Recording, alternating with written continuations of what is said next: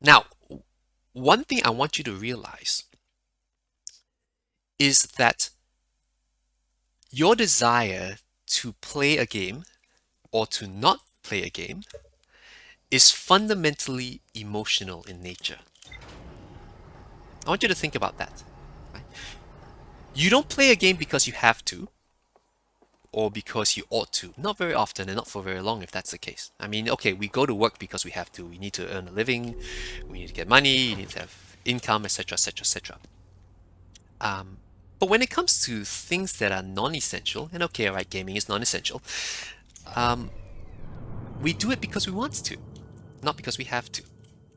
So it's important to actually think that gaming or motivation is fundamentally an emotional response.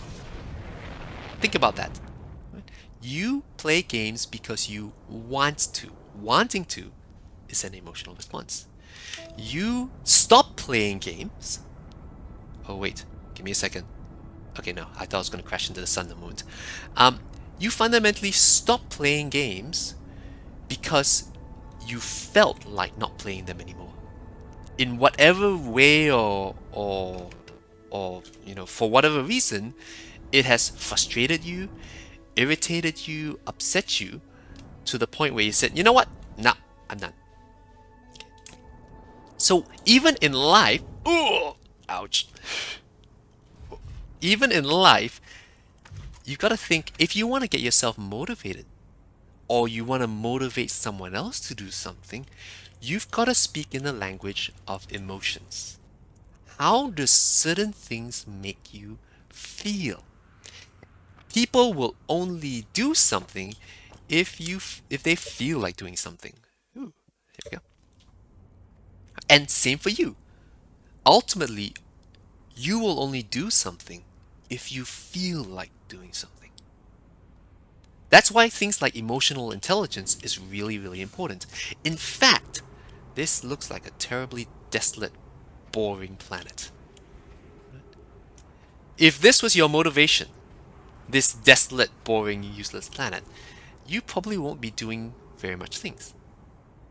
However, if you find something that's of interest to you, that excites you, that uh, challenges you, like this other planet that is sucking up all the sand from this planet, guess what? All of those words are emotional words. Interest, curiosity, fear, uncertainty. What happens if I get sucked up by this pillar of sand? Let's find out. Take me, take me. What happens? Oh, well, okay, all right. Oh, we flipped over. Am I gonna die from fall damage? I don't know. Let's find out. Ooh. There's somewhere here to go. There's somewhere here to go. I found something. I wonder where this goes. Whoa, interesting. So the sand is actually being transferred from one planet to another planet. Let's find out where all this goes. In fact, to further emphasize the point, um, have you heard of emotional intelligence? Yeah, emotional intelligence. Daniel Goleman was one who kind of popularized the idea. Um, he actually split emotional intelligence into five domains. Right? The five domains of emotional intelligence are first self-awareness, understanding how you feel and being able to articulate how you feel. Oh, hey, my ship made it here. That's convenient, I suppose. Um, first domain of emotional intelligence is self-awareness, right? Understanding how I feel. The second domain of emotional intelligence is self-management. Ooh, what is that thing? Self-management means now that I understand how I feel, now that I can articulate how I feel, how do I manage it in a healthy way? What can I do with this? How do I keep myself from getting overly frustrated, worked up, or angry? How do I get out of here? How do I get out of this pit I've dug myself into? Sometimes we have to say that emotionally. I've dug myself into a pit emotionally. How do I get out of here? Oh, look, my ship is getting. Oh, I'm dying. Oh, I'm dead. Okay. What was I up to? Self-awareness, Self-management, how do you manage yourself? Thirdly is motivation. Right, now that I understand how I feel, and now that I know how to manage how I feel, how do I harness those emotions toward an objective, toward a goal? And that's what motivation is. How do I use how I feel in order to push me in a certain direction? The last two domains of emotional intelligence are more outward focused. The first three are very inward focused, very personal focused. The last three are very outward focused. All right. So the fourth one is empathy. So now that I understand how I feel, I can now connect with other people and understand how they feel. And the last domain is social skills or building relationships. How do I have deeper connections with people because I now can connect with how they are feeling? So five domains of emotional intelligence. Um, each of those domains build on top of the other. You need self-awareness in order to manage yourself. You can't manage yourself if you don't even know what to manage. Right? You can't manage if you can't manage yourself, then you can't really motivate yourself. You can't really harness those emotions within you. And if you don't have those fundamental core uh, emotional skills, and you can't even apply them to your own life, it becomes very difficult to apply them to others. So what I'm going to do is whenever I run these sessions, I'll often ask, how did you feel? And I want you to try to articulate how you're feeling. If you find it challenging, I'll give you a little tool. In fact, I'll give you two tools. The first tool is something called an emotion wheel.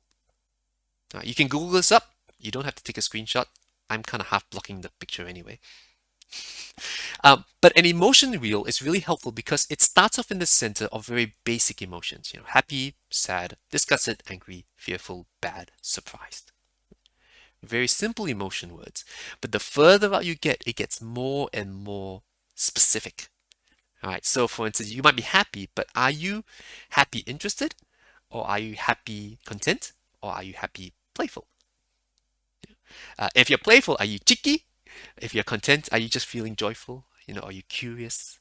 What is the label that you can place on your emotions? I said I will share with you two tools. The second tool is actually an app that you can get. I actually didn't check that this works, but it's an app called Emotionary. Emotionary. So similar to dictionary, but with emotions. And again, essentially, it gives you something similar. Can you see that? Maybe not. Never mind. Go and get it for yourself. It's a free app. All right. It breaks it down into things like happy, sad, joyful, fearful. All right. But when you click on them, it goes a level deeper. If you're sad, do you feel disappointed kind of sad? Or do you feel embarrassed kind of sad? And again, you click on that and it goes even deeper with a little bit of more explanation, a little bit of a definition. So using tools like this will actually help to build your emotional intelligence. It'll lay that foundational groundwork of self-awareness.